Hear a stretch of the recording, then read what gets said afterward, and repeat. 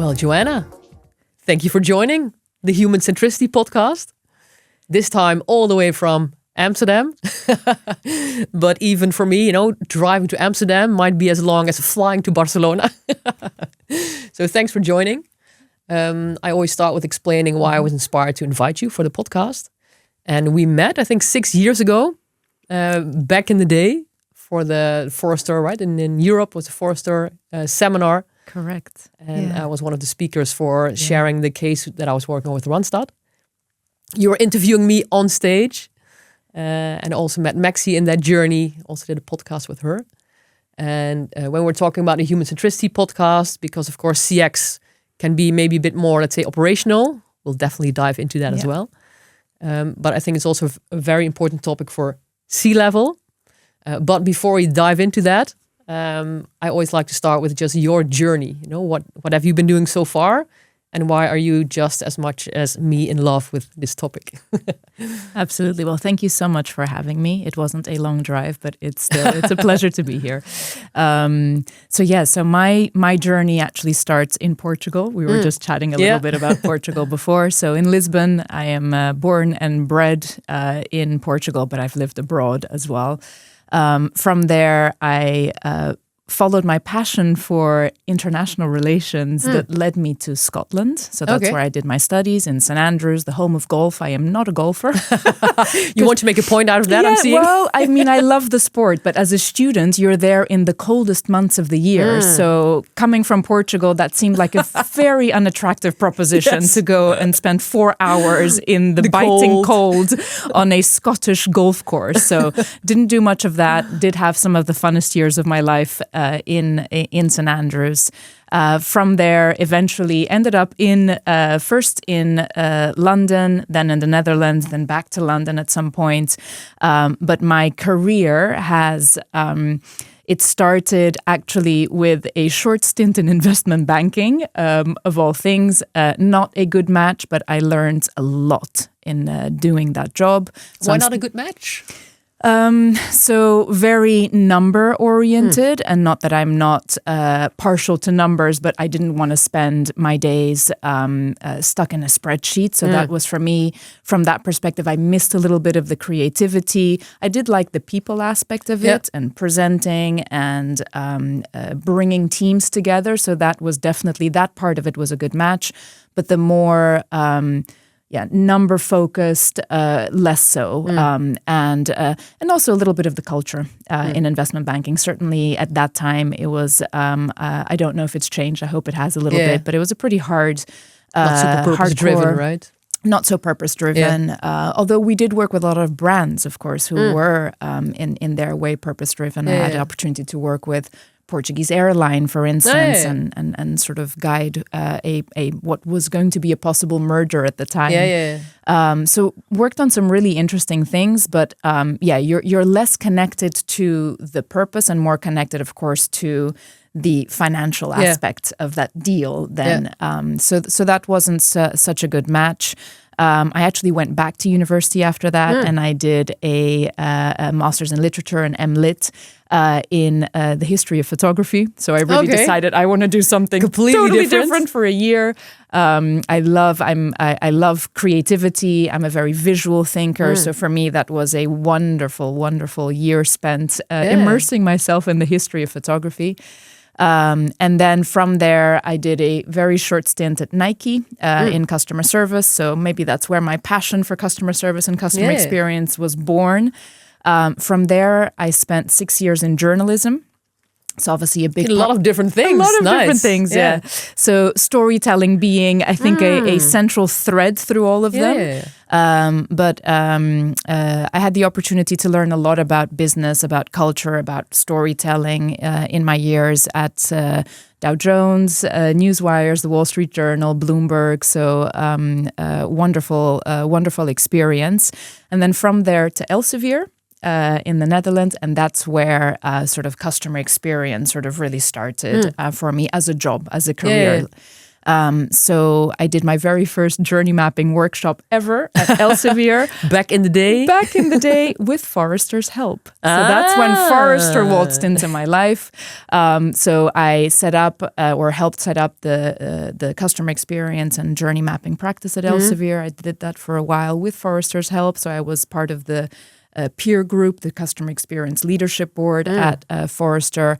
And at some point, I made the transition. I wanted to see and be able to understand how customer experience could take hold in different organizations, in different industries, and get a broader perspective, and also an opportunity to share what I had learned about creating a grassroots customer experience movement at Elsevier, initially as a team of one, which is a hard thing to do. So I wanted to take that practitioners' experience and apply it and share it with more organizations. And I've been doing that for over 11 years now at Forrester. So I've been with Forrester for a while. You found your place? I found my place, yeah. I like so I get the opportunity to work with companies across all industries globally, and I love that. I work with some incredibly inspiring clients in very different sectors, and I find that extremely interesting.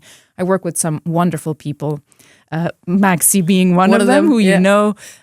So very, very curious, very smart, very passionate people, and I think that's probably sort of the biggest draw actually to Forrester. It's the people, but also of course the variety of clients that I work with, and really the opportunity to help them really establish and scale customer experience within their organizations.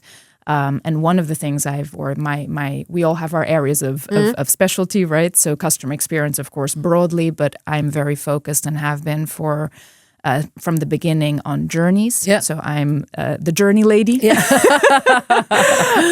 And I've looked at journeys from all angles. It makes me think of a Joni Mitchell song. I think it goes something like that.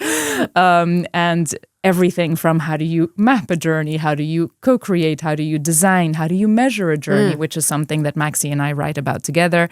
But also, and recently in the past few years, how do you reorganize your company to really focus on journeys? Journeys as a proxy for the most important goals your customers have. And so I've been doing that, and I haven't yet found sort of an endpoint to that journey, the journey of journeys. So I keep discovering new ways of looking at customer journeys. It's such a central tool for customer experience professionals. And we've been looking at different ways of using it and applying it and connecting it to other things, right? It's not, journeys are important. Not a goal in itself. It's not the goal in itself. It's also not a magic wand. You have to combine it with sensible business practices. And so that's what I work on with many of the clients that I interact with. Yeah, nice. I think one of the things that I love that we were doing the intake is that you shared that the journey as such is sort of ensuring that the company doesn't lose track of the human being. And of course, we're now in the Human Centric CEO podcast, right? So human centricity, definitely a topic that we also share. But you mentioned that for you, it's also called journey centricity. So we have customer centricity, journey centricity, and human centricity. Maybe we can also explore a bit what for you is journey centricity and how the three are connected from your perspective. Absolutely. So the way that we define journey centricity, which goes beyond journey mapping, it's how companies align their structure, their people, their processes, their metrics, their technology, and their culture to journeys. And we define journeys as the path and perception to accomplishing a goal, right? And it could be a customer goal, it could be an employee goal, it could be a partner goal. So this is something that is as much applicable to B2C as it is to B2B. So it's really about aligning an organization to those journeys in order to maximize really the organization's ability to focus on enabling and supporting customers to accomplish their goals and doing that through layers of journeys, right? Which also includes employees and partners, of course, in order to co-create value for the customer and for the business. So this is also not an exercise in indefinitely improving the customer experience without connecting it to business results. It's very much connected to co-creating value for customers, for businesses, and for partners that you work with. Yeah. So that's the definition. So it's really about it's a different way of working. It's looking at your operating model through the lens of your customer. So that's the connection to customer experience. It's really making that customer central to how you think about how you operate as an organization across people, processes, technology.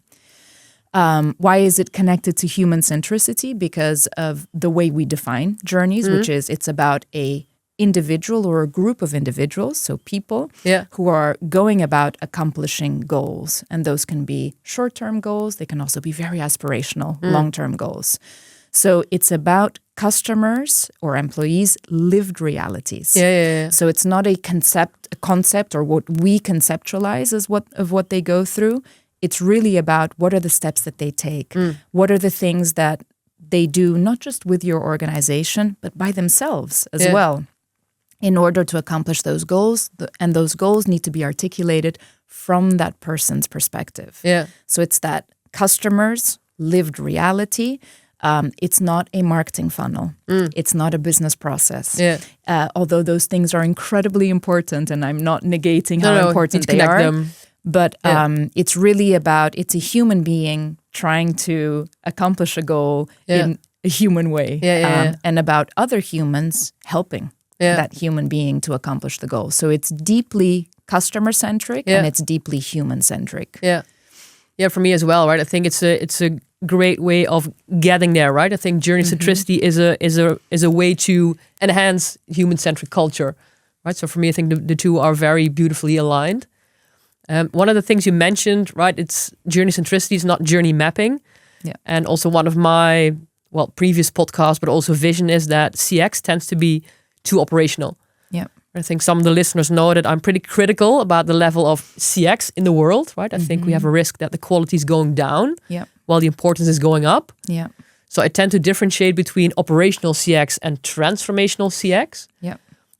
So I think it's also helpful because our target audience is, are the leaders of companies who might think, journeys. I'm not sure if that's, relevant to me. We both think it is. So can you maybe elaborate why it is relevant for them and how it's relevant to them? Like, what does it mean for a CHRO? What does it mean for a CEO? Absolutely. So journey centricity is really about transformation, right? So starting there, that is something that is very much a leadership topic, right? We need leaders, CEOs, CMOs, CFOs with bold visions to transform their organizations in a journey-centric way as a proxy for being customer and human-centric in order to deliver an aspirational goal, a bold vision. We want to improve patient health, or we want to help people, proactively manage their health, or we want to help people to have exceptional experiences, not just buy a car, but have an exceptional experience so that they can get from A to B. So we're talking about bold visions. The CEO, of course, is often the CEO, and the rest of the executive board, of course, has a very leading role in that. So I think for CEOs, it's a way for them to focus on what matters most to their customers and use that, and of course their brand promise and the unique value proposition of the organization to create that bold vision of what do we want to achieve and how do we do that in a way that is co-creative with customers, understanding what matters most to them. I often cite an example. So one company we worked with was in the middle of a digital transformation, which of course the whole executive board was involved in. And one of the things the CIO and the CEO, and this was very much a collaboration, of course, between these executives, said was, we were in the middle of this digital transformation. We were focusing on digital channels, and we realized that that wasn't going to get us to where we wanted to go. What we needed to do was to focus on the customer experience holistically. So not just digital channels, but everything. What experiences are they having? This was a financial services company. In branch, in the call center, on digital channels. What about the employee experience and how that connects to the customer experience? And once they started looking more holistically at those customer problems, that's when they started to really transform their business and their customer experience.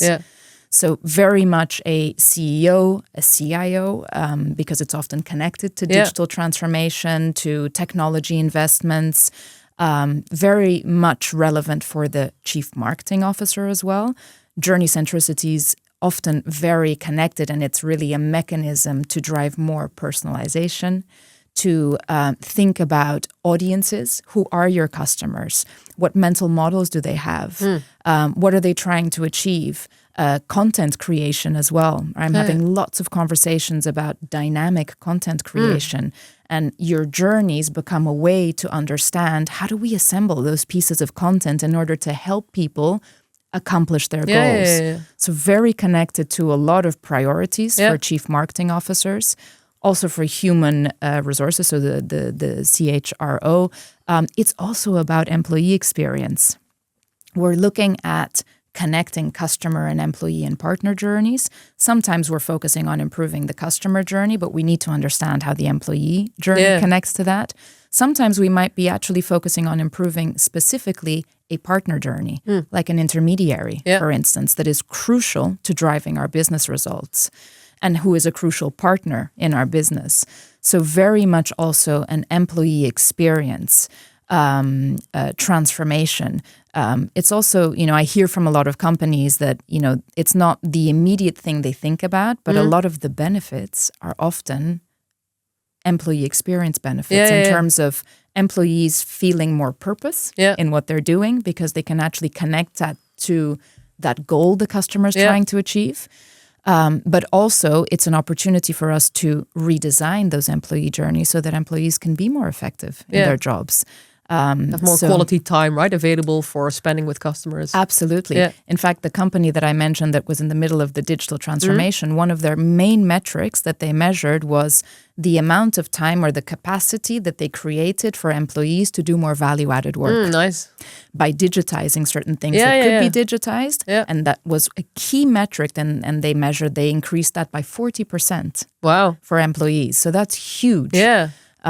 So I think there's something in there for everyone in the executive board, and it is also central to journey centricity is the alignment of that executive board. So I think it's important for all of them, and it's also crucial to the success of a transformation of this scale that there is executive alignment. It's not about appointing a chief customer officer. Oh, hallelujah. That is not going to ensure journey centricity, far from it. A lot of companies obsess and get completely focused on, we need to appoint someone and what's the org design that we need to come up with. Actually, really getting very clear on why am I doing this? What's the vision? And then putting in place the right things in order to make that vision a reality. That's what it's about. And the executive board has a central role in enabling that, in shaping that. I think very relevant to all of them, really. Yeah, and I think, why did I say hallelujah? I think one of my first blogs was, why you maybe should not create a chief customer officer. Because I think it's so much about the whole organization and pointing to that person, right? But, experience, that's person's responsibility. So yes, maybe the first year you need to create some awareness, but I think the sooner you can start integrating it in everybody's existing lives, the faster you are going to actual transformation instead of staying in a program or a project status. Exactly. Yeah. Okay, talking a bit about we're going to dive into the how, because based on what you just said, I had an additional question. You mentioned that alignment between C-level, the different roles, is super crucial. Do you see sometimes that it's challenging? And if so, did you find some ways where, some tips on how they can be aligned more easily, or what are key things that you can do to align them? Yeah, absolutely. So I'm not going to lie, it's not an easy thing to do. But it would not be fun, right, if it was easy? It wouldn't be fun, no. But that's the case for any transformation. Yeah. And I think sometimes, customer experience transformations get a bad rap and are sort of held up to different standards, it seems. Like, this should be easy. We should come in and it should all happen magically. But that's not the case.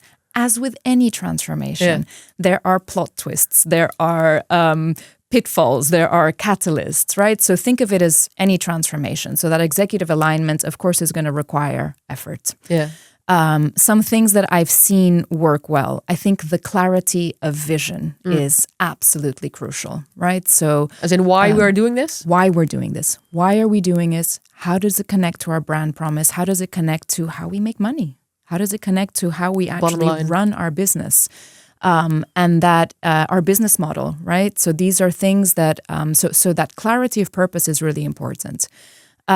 Taking the time to build that alignment within the executive board and within the rest, and their teams, of course, right? Because it's a top-down and bottom-up transformation. So one example that I've come across at Nissan, they spent the first year of their transformation, not exclusively, but predominantly evangelizing really that vision. Why do we want to do things differently? Sharing, socializing, all of the research that they had done with customers, focusing on emotion. So they used emotion elicitation to really understand, what do our customers want to do? How do they feel? What's getting in the way? How do we need to evolve as an organization? Because otherwise we're going to get disrupted. So creating that clarity of vision and taking the time to build that support, to share it. We take very seriously, of course, when we set up a marketing campaign for our external customers. But we should take it just as seriously when we're talking about socializing that internally. So I think executive teams that understand that take the time to do that.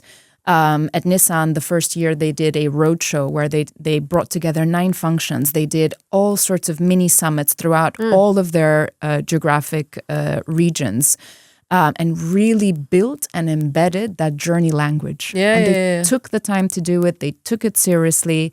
I think that's very important. The other thing as well is that helps create alignment is to think about the value that you're creating for customers, but also for the business. And for that, you need the cooperation of all your executive board. So thinking about it not as, we're going to have to spend all this additional money to transform and to become journey-centric, but maybe seeing as an opportunity to recast some inefficient spending and look very clearly at how are we actually spending our money and are we spending that effectively? Is it delivering for our customers what we want to deliver and what's going to drive our growth? And if not, let's look at that again. Let's look at where we have duplicative spending, where we have inefficient spending, and let's recast that so that we can invest in the right things. Those are the things that I've seen. And we just said, appointing a customer, a chief customer officer is not going to solve your problems.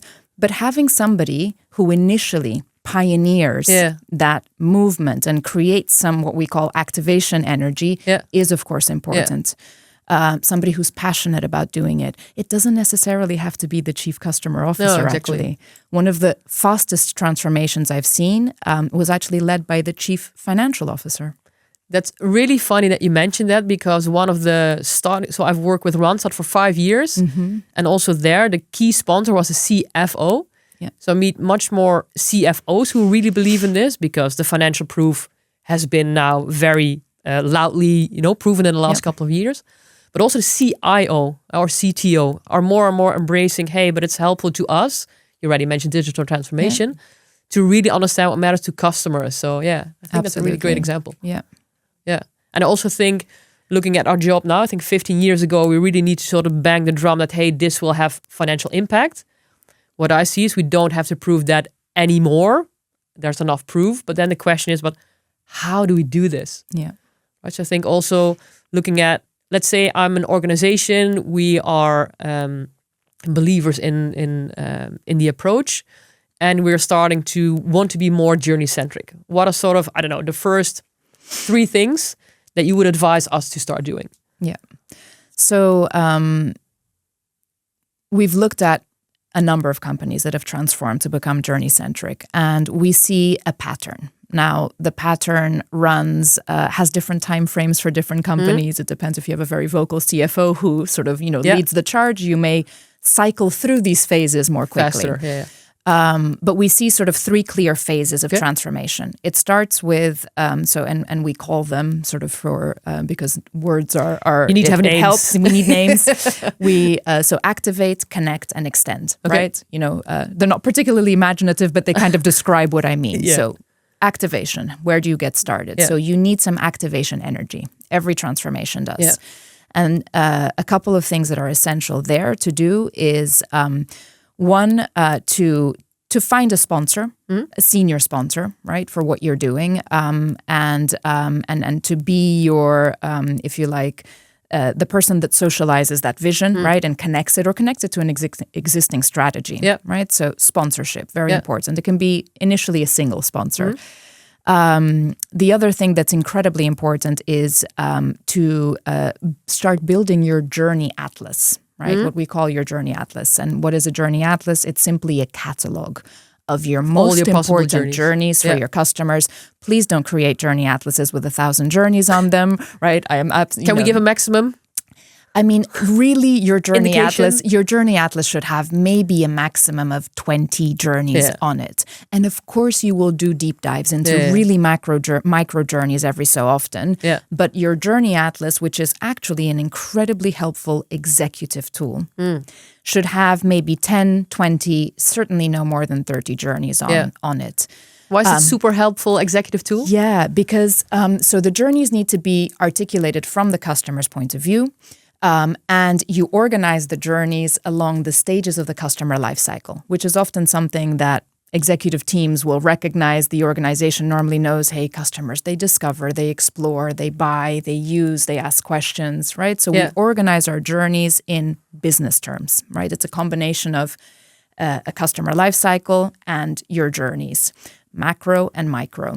You can immediately see at a glance how these journeys occur sequentially and in parallel. So it gives you a very visual picture of these are the most important things that our customers want to get done in customer terms. So the language you use in your journey atlas is essential along the life cycle of the customers we are trying to grow as a business.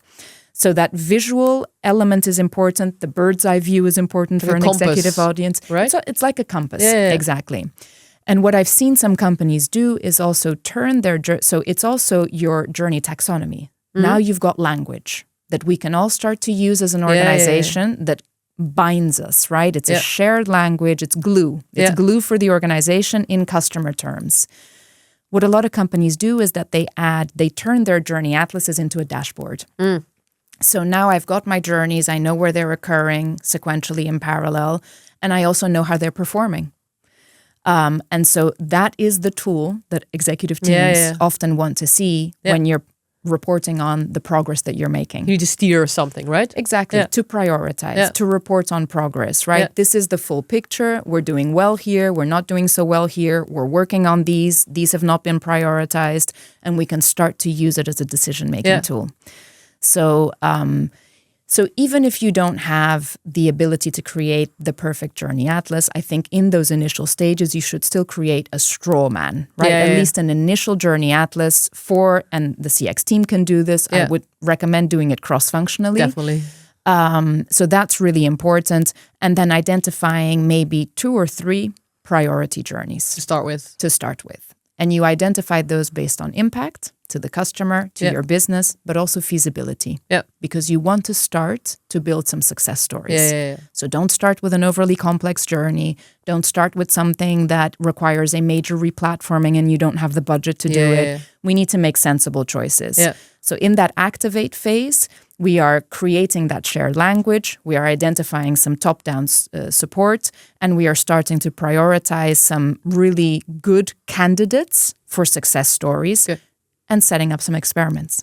Right? So yes, we need to journey map, and that can sometimes take a little bit of time, but we need to really focus on driving action. Where are the quick wins? Where's the low-hanging fruit? Start running those journey experiments and measuring the impact of them. Prove that it works. Exactly. So that's the activation phase. That was phase 1. That's phase 1. Yes. The second phase, so you're connecting, right? So sort of what the word suggests, you're starting to connect deeper into the organization. In that phase, what we typically see is we start to see more executive alignment that we were talking about before. So more executives being brought into this story and having skin in the game as well in the story. We start to see the emergence of some more clearer journey accountability, right? And this is a really important one because it's a sticking point for a lot of companies. And you need leadership to enable this. So, and with journey accountability, I assume you mean there's somebody that is sort of responsible for making sure that we are actually managing and improving that journey. Exactly. And driving the action on it, really executing on it. And that should, it can be the CX team initially, but it shouldn't really over time be the CX team. It should be the business, right? It should be the business. It needs to be embedded in the business. We see a lot of companies setting up journey teams. These can start off as tiger teams, task forces, whatever you want to call them. Maybe you have a couple of ad hoc ones, tiger teams, and a couple of more permanent ones for very meaty journeys that need a lot of re-engineering.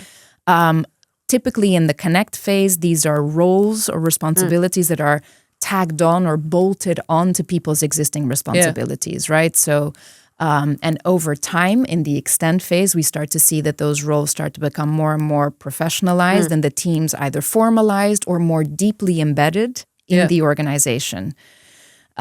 So that's an important thing that happens in Connect. The other thing is we start to also think a little bit more, and actually this doesn't have to happen just in Connect, but investments in technology, right? Or looking at this is for the CTO and the CIO, very important. Do we have the right investments in technology? Do we have a voice of the customer platform? Can we actually collect insights at speed about our customers so that we can actually check that those experiments we're running are driving the right things. In an agile way. Exactly. So we start to connect data. We start to connect people to each other. One thing that's incredibly important to journey centricity is working cross-functionally. So connection between people, connection between data, connection between silos. And the connection also we start to see in the connect phase between journeys. So in this phase, companies start to look at more connections between journeys on their atlas, right? So initially we start maybe looking individually in isolation at certain important journeys. Over time, we want to look at the connections between these journeys because they're all impacting each other. There's an example I love to use because it's, I think, relatable. One company we worked with realized that their password reset journey, not the sexiest journey in the world, was actually incredibly important because customers who applied for a mortgage, their most profitable journey, and at the same time had a bad experience with their password reset journey, were 4 times less likely to complete that mortgage application. So hugely important. So we want to look at connections between journeys and we want to make sure that we're enabling that, right? With people as well and across teams. So that's the connect phase. In the extend phase, we are extending deeper, often deeper into also our partner networks. We are connecting also deeper into employee journeys, although we should be doing that throughout. But we start to see that companies in the extend phase, they start to think across more layers of journeys, being able to find more intersections. Also with their data, they're starting to use not just journey mapping, but journey analytics, journey orchestration. Although I see companies investing in that sooner and sooner. Also in the activate phase. So that's changing slowly as these technologies become more available, but also more well-known. For me, that's also a risk. So one of the things, side note, right? But one of the risks that I see is that, let's say, journey management tooling has now become the new sexy thing.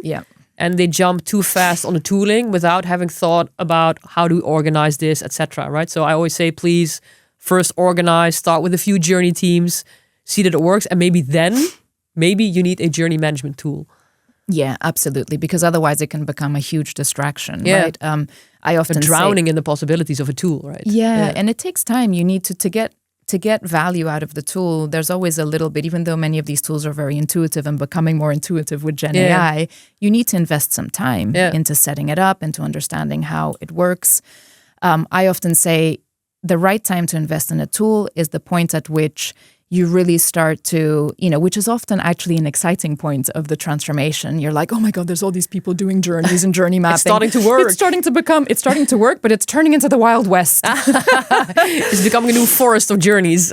And also it's hampering people, or people are having to do things too manually. That's a good time to invest in tooling, right? Make it more efficient. Makes it more efficient, helps to standardize a little bit, even though we don't want to standardize out creativity, but we do a little bit of standardization is important, of course. That's the right time. Or if you have the ability to invest in tools that can connect your data so that you can pick up pace. Right? So don't wait too long either in investing in the actual connection of the data right? So more journey analytics or journey orchestration, and start those experiments sooner. So technology is sort of a whole Pandora's box in and of itself, and a very interesting one, right? We've seen massive, an explosion of tools in this area, in the journey area, journey mapping, management, analytics, orchestration.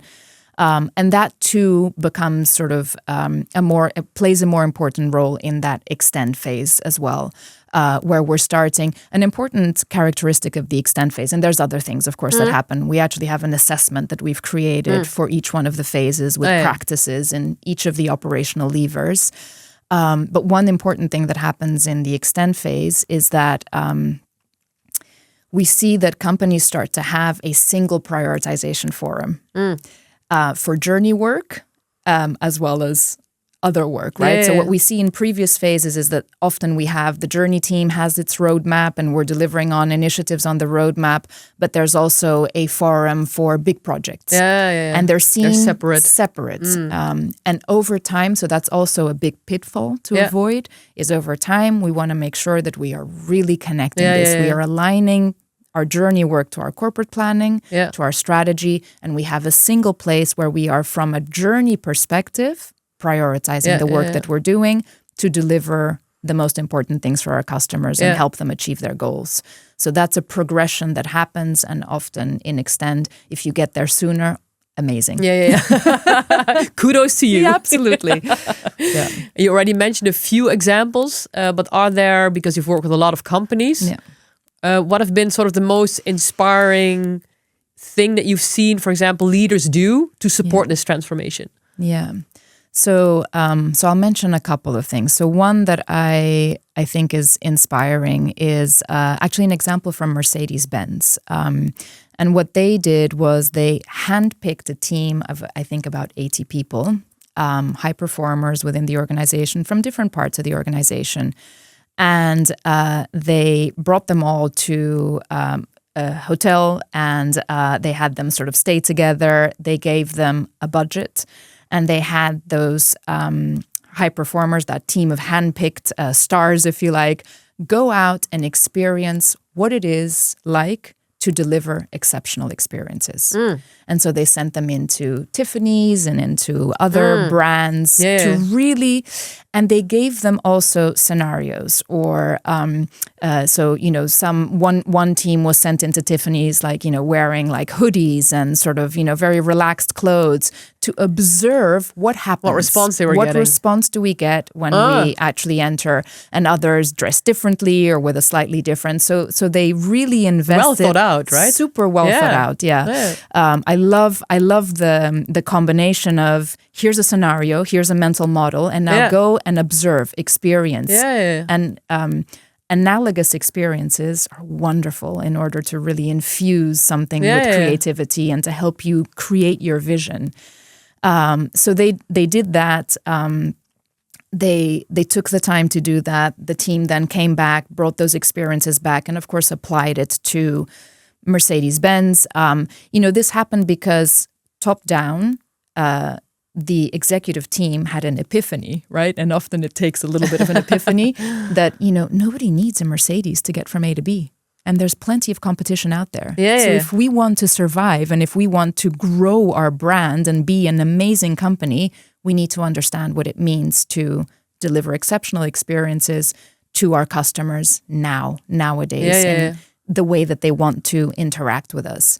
So I think that was an inspiring example that I've come across that I think is great. And I love the experiment that they set up. I think it's wonderful. Another one that I think is important, and I think I've come across a number of executives who have been very brave and pragmatic about adapting their structures throughout the transformation. And I think that that's crucial. What your organization looks like in the activate phase is totally different to what it looks like in the extend phase. And you have to be willing to adapt your structures. You have to be willing to grow your CX team, contract your CX team as it starts to become more embedded in the organization.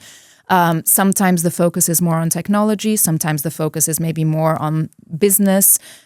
You have to enable teams to work cross-functionally, but really be open to adapting, to really seeing your organization as an organic structure that is growing and contracting and changing over time. Learn as you go also, I think, right? Absolutely, and be willing to experiment. Yeah, exactly. And so I think that it's, whenever I come across leaders who get that, who provide the psychological safety and space for their organizations to kind of grow, contract, change, experiment, fail, learn from those failures, that's when I start to see companies not just finding and fixing problems and journeys, which is really important, and there's plenty of work to be done still, but also finding those breakthrough ideas. True transformation, right? True transformation, innovation, boldness, right? We want to be exceptional. That means we need to think differently. Yeah. We need to experience those analogous experiences, right? Or brands. So I think that those are inspiring things, as well as just getting out there and experiencing what it is that your customers are going through. So I've also seen a number of CX teams help to bring executives into that first-hand experience of customer journeys. And I think that, again, executive boards who are brave enough, because it can be confronting. Yeah, I always say you need courage, right, to embrace this. Absolutely. To do that, I think that that's when we start to see real shifts in the culture. So a lot of it comes down to culture. It comes down to being willing to experiment, being willing to be exposed maybe to some realities about your business that just need changing, right? And doing that. So I think I find those things inspiring. Yeah, nice. And I think also it's really aligning with, as I mentioned, my feeling of being courageous. And it's not so much that, I think what I like also when we talk about the topic of human centricity, that I'm meeting more and more leaders who are embracing this and who are saying, I don't have all the answers. Yeah. Right? So let's go on this journey together, right? We're talking about journeys. Yeah. We have a journey within the journey. Yeah. Let's explore, right? We have a rough idea where I want to go. Yeah. But let's see how we get there. Yeah. And I really love it when people are willing and able and indeed have the courage to embrace that. So, okay, let's go together, right? And absolutely. Yeah. I think one of the things I mentioned, so I read, dear listeners, Joanna wrote 2 articles on the topic as well. So as prep, I read them. And one of the key things that I'm always thinking about also when I'm designing the programs and also connected to behavioral science, right? So in most behavioral science books, playfulness is a key element, right? Yeah. Energy and fun. And I so often see that that's being ignored, right? It's more, let's say, on the blue program management process side. But also one of the things that right, because we prepped it together. Yeah. So one of my critical, let's say, philosophical notes is that language we're using when it comes to transformation, it's hard, it's not easy. And when I would read this as a CEO, I can also think like, that's not super energizing. So I'm just curious, what's your perception on, the create energy, create playfulness or emotional contagion, as Dan Cable also uses the word, right? It's from the science as well. You can prove that, hey, this is spreading across the organization. Yeah, absolutely. So I had a little think about this one because I wanted to give you sort of, an answer beyond, have you ever done journey mapping? It's fun. It is fun, right? It is, that is fun. But beyond that, so I have a very dear friend who is very focused on the topic of fun. And she's just done a talk and a workshop on fun. And she's done some research on this. There's lots of research on fun. And I believe it's Catherine Price that has done a lot of research on this, and I hope I haven't butchered her name. And if I have, I'm so sorry. Mea culpa. But there's research. She's done wonderful research on this, and so she's identified 3 components of fun. So playfulness, indeed, connection, and flow. Right. So playfulness. I think that some of the things that I hear from companies that are on this transformation is, we can now connect employees to the purpose of why they're doing things, right? Because we've given them a much more visibility around the intent the context and the emotion that customers bring to the experiences they're having with us, right? Yeah. So I think that's one thing from a playfulness that is really important, that sense of purpose, but also role-playing, journey mapping workshops, ideation, right? There's so many things that we do to drive journey centricity that I think are very playful, that are fun to do. I remember speaking to my very dear, I think I can call them friend, but also, someone I've been working with for a long time, Keith Fletcher at Eon. And I remember having a conversation with him and, telling him, hey, Keith, you're doing such a fantastic job. There's all these wins your teams have been achieving. Are you celebrating them? You have this meeting every Tuesday where people come together to troubleshoot, to share their experiences, share best practices. Do you take the time to celebrate the wins? And he said, oh my goodness, I don't. But from now on, I'm going to start doing that. So, and I think he would agree, and he would tell you himself that that very small tweak, and it's not rocket science, but sometimes we forget. Exactly. Celebrating wins, part of the playfulness, part of creating that energy and that and creativity that comes into it. Connection, journey centricity is the whole premise of it is working cross-functionally, right? So we are looking at ways of understanding, connecting silos, connecting functions, connecting data, connecting processes to journeys, connecting what marketing is doing, what technology is doing, processes, people, technologies into journeys. So I think that, connection is an obvious one. Customer journeys to employee journeys to partner journeys. And then finally, flow. Flow is actually a central thing that we measure in journeys, right? Maxi and I often talk about flow metrics, right? You want to know the duration of a journey. You want to know how it flows. Does it flow smoothly? Are customers getting stuck?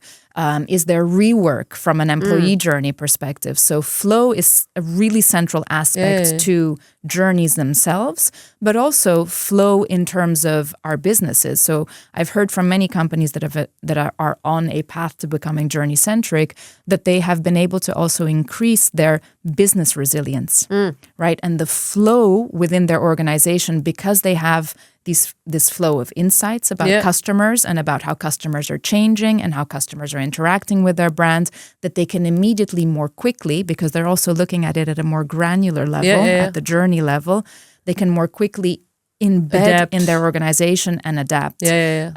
So, I heard from many companies during COVID, for instance, who had invested in journey analytics and had the tools in place that they were able to pick up so quickly on changes in behaviors and feed that back into the operating model, feed that back into the business. So I think the flow as a concept in the journey itself, but also the flow within the business is also really, I think, really critical.